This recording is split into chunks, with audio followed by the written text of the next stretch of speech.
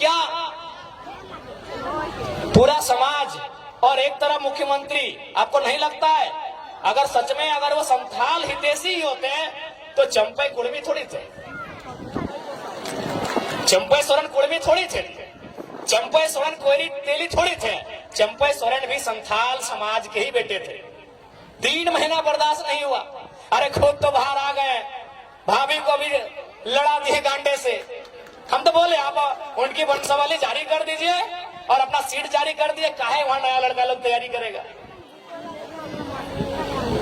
3 महीना बर्दाश्त नहीं कर पाए ये लोग। 4 साल 5 साल, कोई हजारीबाग में चूल पका के आया है, कोई जमशेदपुर में 10 साल अप्रेंटिस का काम करके आया है, कोई धनबाद के कोयला खदानों के अंदर प्रैक्टिस करके आया है, 10 साल तक प्रैक्टिस किया है और आप 3 महीना बर्दाश्त नहीं कर पाए। तुरंत सीएम का कुर्सी आपको चाहिए।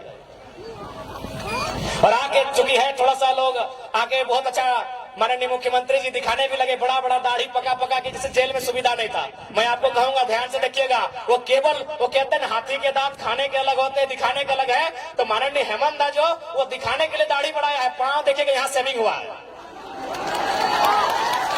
पांव देखिएगा। क्योंकि लोग आपको बताएंगे कि जेल में सुविधा नहीं थी, जेल में हमारे साथ वहां भी अत्याचार हो रहा था, गरीब आदिवासी है वहां भी अत्याचार हो रहा था। ध्यान से उनके पांव को देखिएगा, ईमानदारी से बोल रहे आप चेक कीजिएगा, पांव का सेविंग हुआ है। ये दिखाना होगा ना भैया। आप नोट नहीं किए, आप भावनाओं में बह गए कि चलिए बाहर आ गए हैं, ठीक है। उनके प्रति अगर जेल में थे हमारी भी हमदर्दी है, लेकिन अगर वो राज को छलने का काम करेंगे, केवल अपने परिवार का जेब भरने का काम करेंगे, तो हम हेमंत से भी सवाल करेंगे, अर्जुन मुंडा से भी सवाल करेंगे और सुदेश महतो से भी सवाल करेंगे। आपके साथ अगर अन्याय होगा तो हमदर्दी रहेगी।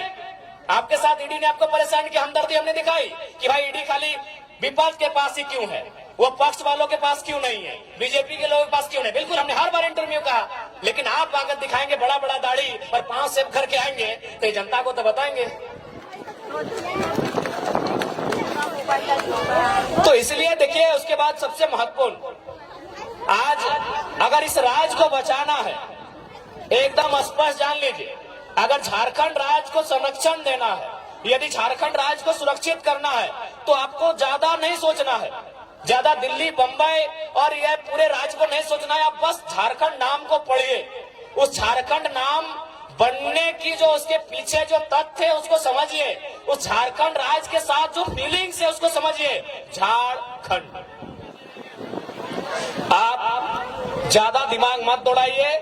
झारखंड यानी झारखंड, झाड़ मने ये देखिए पहाड़, झाड़ यानी जंगल, झाड़ यानी जंगल, यानी सबसे पहले अगर झारखंड को बनाना है तो वन कानून में सुधार कीजिए और बिल्कुल वनों को बचाइए।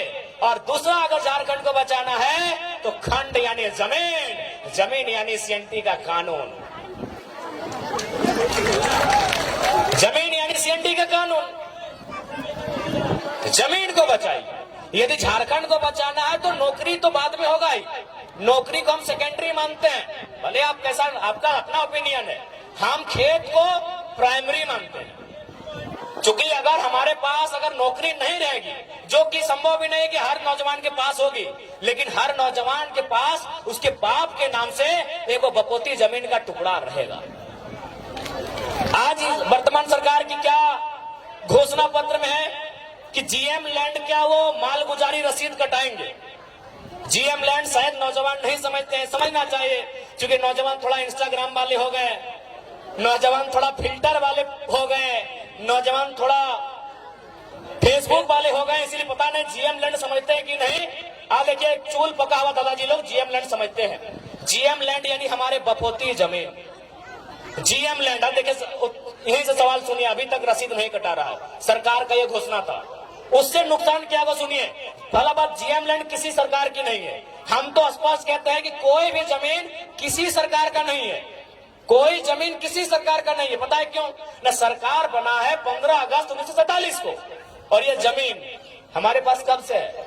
अरे हमको तो लगता है किसी किसी का बाप का जन्म 1947 में है, हमारा कई गो पीढ़ी से पहले से जमीन हमारा है, तो ये जमीन हमारी है। इसलिए अगर हम लोग विधानसभा में आते हैं तो सबसे पहले जो जीएम लैंड है उसकी रसीद एकदम पुख्ता काटी जाएगी, उसकी रसीद किसानों के फेवर में काटी जाएगी। सबसे पहले अगर झारखंड को बचाना है तो यहाँ की जमीन को बचाइए।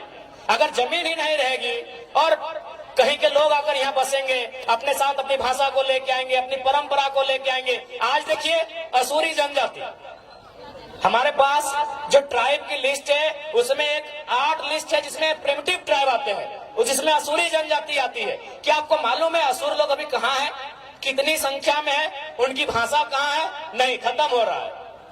क्योंकि देखिए जैसे जैसे दूसरे राज्यों के लोग हमारे बीच आएंगे, नो डाउट मानसिक रूप से, हर स्तर से, बौद्धिक रूप से वो हमसे आधुनिकता के मामले में अच्छे हैं, हमसे अच्छा जीवन यापन करते हैं। तो उनके प्रेशर में, उनके दबाव में फाइनली दौर ऐसा आएगा कि हमारे लोग अपनी भाषा संस्कृति को खोते चले जाएंगे। हमारे लोग अपनी भाषा संस्कृति, अपने परंपरा को, अपनी पहचान को खोते चले जाएंगे। इसीलिए यदि झारखंड को बचाना है तो सबसे पहले झारखंड यानी जंगल और दूसरा जमीन। झारखंड में वही लिखा है, झाड़ यानी जंगल और खंड यानी जमीन का टुकड़ा। अगर जमीन के टुकड़े को आप बचा लेते हैं तो झारखंड ऐसे बच जाएगा। काहे की झारखंड की मैक्सिमम जमीनें सीएनटी में आती है, झारखंड की मैक्सिमम जमीनें एसपीटी में आती है। अगर बायते हुए संविधान का दायरा में भी रह के अगर 10% लोग जेपीएससी में चले आते हैं, 10% लोग किसी बहाली में चले आते हैं, तो भैया उनको नौकरी तो भले झारखंड में करेंगे लेकिन भाड़ेदार बनकर हमारे भाड़े के घर में रहना होगा। समझिए बात को। भले वो कोई सरकारी नौकरी करे, बीडीओ बन के आए, सीओ बन के आए, या डीओ बन के आए, या डीएसपी बन के आए, लेकिन सीएनटी जमीन है। और सीएनटी जमीन यानी आदिवासी का जमीन गैर आदिवासी नहीं खरीदेगा, एससी का जमीन गैर एससी नहीं खरीदेगा, महतो का जमीन गैर महतो नहीं खरीदेगा, जो भी सीएनटी में आते हैं, मुंडा का जमीन गैर मुंडा नहीं खरीदेगा। तो सीएनटी का मतलब ही है कि आपकी जमीन को बचाना। और स्पष्ट कहेंगे क्योंकि ये बिरसा बाबा और विशेषकर उनकी धरती है, भगवान बिरसा मुंडा की धरती है, तो हम एक लाइन कहेंगे, बिरसा मुंडा की शहादत के बाद इस राज्य को क्या मिला? बिरसा मुंडा, भगवान बिरसा मुंडा की शहादत के बाद इस राज्य को क्या मिला? दमयंती दी, आप ही बताइए, एक लाइन में बताइए कि भगवान बिरसा मुंडा जैसे उनकी शहादत 1900 में हुई, पूरी 1900 में ना, जैसे उनकी शहादत 1900 में हुई, इस राज्य को क्या मिला? इस राज्य को मिला सीएनटी कानून। भगवान बिरसा मुंडा के शहादत के कारण इस राज्य को सीएनटी कानून मिला, क्योंकि उन्होंने अध्ययन किया कि बिरसा मुंडा क्यों लड़े। न बिरसा मुंडा लड़े दीकू के खिलाफ, बिरसा मुंडा लड़े यहाँ के जो लोग हैं आदिवासी मूलवासी, उनकी जमीनों को बचाने के लिए, उन जमीनों पे लगान ना देने के लिए। वह जमीन अंग्रेजों को नहीं देंगे, उस पे लगान नहीं देंगे, वह जमीन उनकी है, इसीलिए कानून बना सीएनटी। अब एक बात तय है, यदि आप भगवान बिरसा मुंडा को मानते हैं तो हेमंत सोरेन को नहीं मानना होगा।